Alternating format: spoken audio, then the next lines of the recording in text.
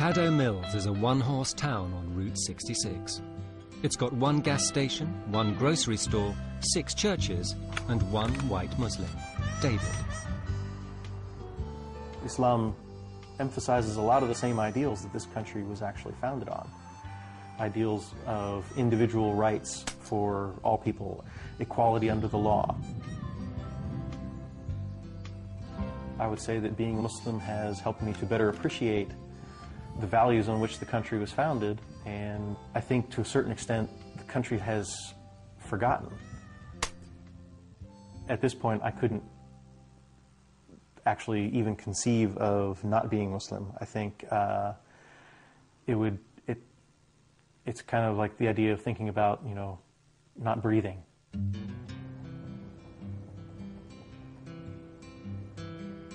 There's a lot of pressure to not convert to Islam. But on the other hand, there's always been an undercurrent in American popular culture of supporting the underdog or you know, not going with the herd. There's plenty of people still in this country that are willing to say, well, I believe this is true and I'm going to go with that, you know, and if anybody doesn't like it, well, nuts to them. Like the other white converts, David actually thinks being Muslim makes him a better American. With his wife Najma and their 2 daughters, he's living his version of the American dream.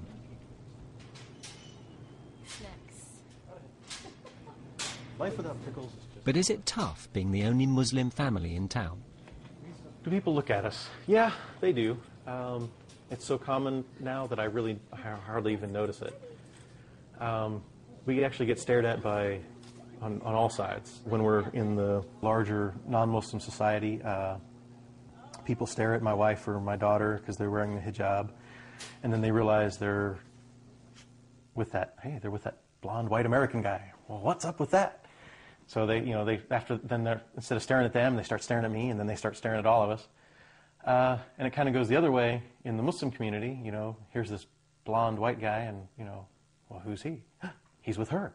Well, what's going on there? So we kind of get stared at from all sides, but most people are pretty polite about it. You know, they try not to stare. People out here, if anything, are more tolerant than the people in the city. The stereotype of the, you know, the Southern bigot is really pretty unfair. Thank you. Thank you. Put them in the bag? Yeah. Thank you. Y'all have a good night. Thank Bye. you. Texans might be tolerant, but it's still a hugely religious state. Surely Bible bashers wouldn't let Christians turn Muslim without putting up a fight. 253 vans going to Claremore, Oklahoma. Eric runs his trucking company in downtown Dallas. Is Marianne out there? He's a Muslim Lone Ranger in an office full of Christians. Marianne, Eric, looking for you. For Eric and right-hand man Ron, every day at the office is a religious high noon. Are you a Muslim? No. He will be. I'm the Christian side of this office. He's working on it. Southwest. It's just the Christian side and it's the Muslim side. Has Eric you tried to convert you? Yes, several times. Everybody in the office. We've had several big conversations. He's a preacher. I'm a minister. Yeah. Fax this. We have more in common than Eric wishes to care to. No, I'm the to one that let told on him about. that we have more in common than he thinks. And No, he now agrees we with have me. more in common than he thinks. He just doesn't want to come to the Christian side. Oh, back home. Back home would be the Been word. there, done back that. home. He don't want to come back home. Been there, done that. He don't want to come back home. That's all right. He's coming back. He's coming back home. Islam is everything I wanted Christianity to be. Wouldn't you consider becoming a Muslim? Yes, but he probably... When or would? Would you? No. You want to rephrase that? Try him again. Try him one more time. You ask him. Ron, is it possible that you could become a Muslim? Depending on how much money you all have. No money. No money. And you seem to have plenty of money. You get enough money, I'll become a Muslim. No, I'm not considering it. I'll wear him down. Fax that to this number, And then give me this back, that 516 that you can barely read. What did you know about Muslims before working with Eric? What do most people think? Terrorists. I think you can be a Muslim and a Texan.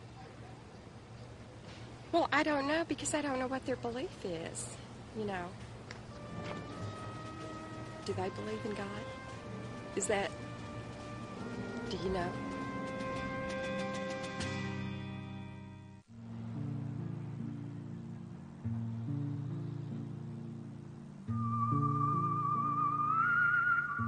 I don't know anything about the Muslim religion, but I believe their God's Allah. If they call him Allah.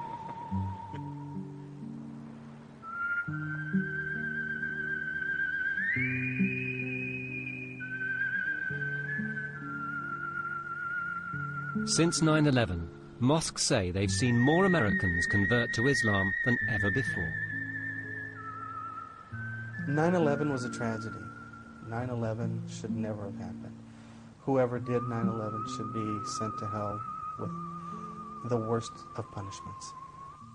And I want to make sure before I go any further how serious we take 9/11, because 9/11 has turned into a blessing to the Muslim community. What has happened because of 9/11 is that people have gone out to actually buy a Quran. They want to actually start to understand Muslims and try to figure out why this behavior, why is this happening. People are learning more about Islam every day because of 9/11. And I don't think they're going into it to become Muslim because they like what they saw, but I think they want to understand what's going on, and as they do, they start to see the beauty of Islam. Catherine converted after 9/11. In fact, she's only been a Muslim for 2 weeks. She had a privileged Texas upbringing, private schools and tennis lessons, and now works in PR. I mean, it's a big change, you know. It's a change, and it will come step by step, and developing my spirituality will be the best. It will come when that will come. Go ahead and get your water to your comfortable temperature. Wash your right hand first 3 times. Oops, don't take this off. Gotta take your jewelry off so it can, all the water can get all areas. So, right hand first 3 times. Go in between your fingers as well. Catherine has signed up for Islam, but has she read the small print? Coaching her through the basics is Nadia from the mosque. Lesson 1, washing before prayer. In Islam, it is important for a Muslim to help guide other Muslims in the right path. And women in the mosque will go up to you and you know, tell you need not to do this and this and this when and it's only to help you and stuff. Like I came in, I was wearing toenail polish and fingernail polish, and basically when you do wudu, your purification of your body, you have to not have nail polish. That was one thing, so the water can touch all parts of your body, and that was just another thing. And you know, but I still go get manicures and pedicures. I just don't get the polish.